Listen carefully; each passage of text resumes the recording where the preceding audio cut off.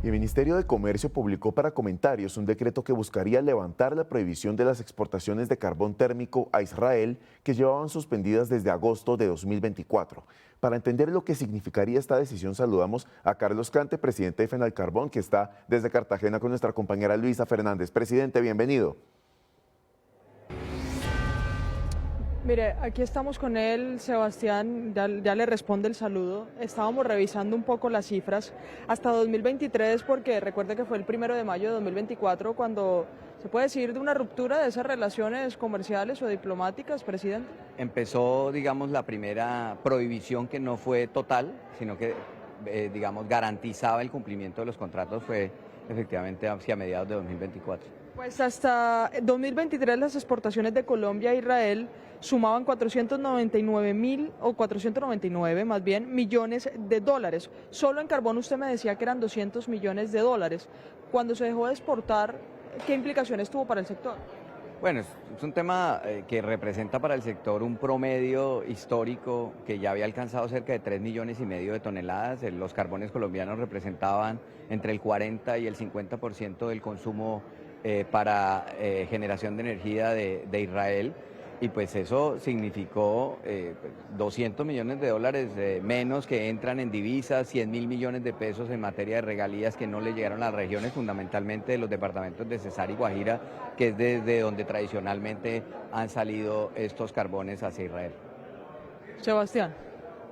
Por supuesto, presidente, también es importante tener en cuenta que este restablecimiento de relaciones con Israel está apenas en proceso. Mientras eso ocurre, ¿cómo proceder desde la industria para ver cómo se reactiva este tema?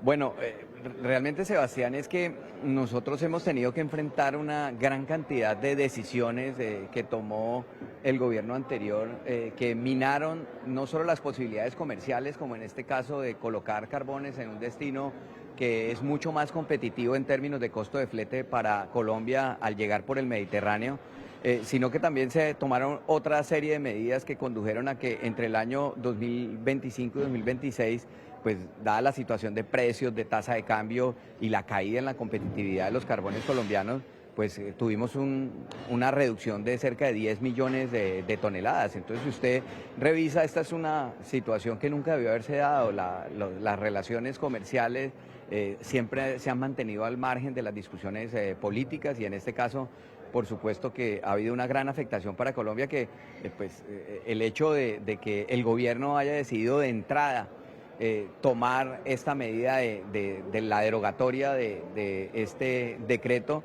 pues es una muy buena noticia. Ahora, cómo se van a mover las empresas es algo que depende mucho de ese instinto comercial. No va a ser fácil volver a recuperar ese mercado, porque al otro día ellos ya tomaron dos decisiones, digamos, en las principales plantas. Uno, las directamente de generación a carbón, pues se fueron a comprar carbones a Sudáfrica, y otras de ciclo combinado pues están utilizando gas. Entonces, pues ahí hay que hacer un trabajo de diplomacia comercial muy importante con Israel.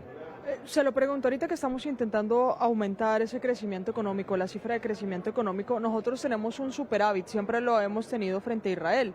De los casi 500 millones de dólares que exportábamos, solo le importábamos a Israel cerca de 100 millones de dólares. Es decir, necesitamos a Israel como territorio más para venderle, más para que sea nuestro comprador. Pues Israel y todos los países del mundo que entienden la soberanía energética de una forma mucho más pragmática están requiriendo combustibles fósiles para avanzar en seguridad y soberanía energética. Y nosotros hemos manifestado desde Fenalcarbón que no podemos pegarnos un tiro en un pie mientras que el mundo siga demandando carbón. Tenemos que buscar esos destinos que todavía los utilizan y que ya dentro de su matriz energética han reducido al máximo el consumo de combustibles, pero su seguridad está basada precisamente en este tipo de combustible, y como en el caso del carbón, pues ojalá poder nosotros recuperar ese mercado. Va a ser muy difícil, pero también seguirnos expandiendo a otras regiones que ya hoy son fundamentalmente en Asia. Presidente, creo que, y Sebastián también, usted hablaba ahorita de las discusiones comerciales o de las relaciones comerciales, pero ¿no cree usted que el conflicto con Israel está muy escalado ya en cuanto a materia geopolítica como para hacer esas revisiones comerciales o cómo interpretar lo que se está pasando en materia geopolítica más lo comercial para que no lo impacte de la manera en la que no lo ha venido impactando? No, mire, precisamente ayer en la ANDI se hablaba de que hay cerca de 40 conflictos activos. Son conflictos entre territorio, muchos de ellos tienen que ver con violación de los derechos humanos. Y si nosotros hiciéramos una revisión general de valoración de principios en materia de derechos humanos para establecer relaciones comerciales, seguramente tendríamos que, y tendrían otros países, que definitivamente limitar el comercio internacional. En todos los continentes hay diferentes tipos de conflictos y nosotros como empresarios lo único que pedimos es que se nos brinden las garantías para poder desarrollar el trabajo que además firmamos en unos contratos de concesión en donde tenemos autonomía empresarial para determinar el destino de las exportaciones y responderle a Colombia por las regalías, por los impuestos, por los empleos, como lo estamos haciendo desde el sector carbón.